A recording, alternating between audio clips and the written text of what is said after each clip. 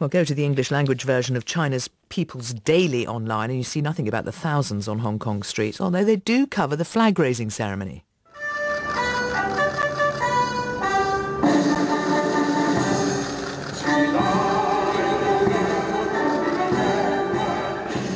So is it being reported at all in China? Kerry Allen is the China analyst for BBC Monitoring. And Kerry, when you look across the piece across China, are they mentioning the vast demonstrations and extraordinary images that we see out of Hong Kong? Well, you would expect today the fact that these protests have turned violent. I mean, in independent media in Hong Kong, we're seeing, for example, protesters smashing the windows of the Legislative Council. The government does want to show this kind of hooliganism. But at the same time, today's a very sensitive event in mainland China. It's the 98th anniversary of the Communist Party's founding. So there's a big emphasis on not only the handover today, but also the strength of the Communist Party. So there's a lot of emphasis on that and this restoration to the motherland, really, of Hong Kong, rather than the protests. So what's actually being shown is not what's happening today, because anything that might be relatively sensitive, the government is keeping a close watch on.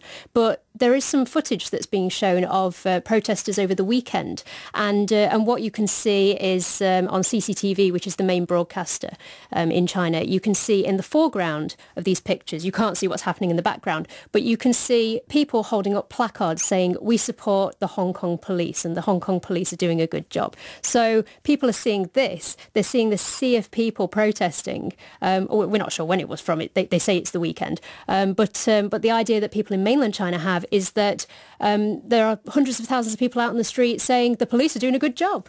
And if people search online for anything, have they been able to censor it?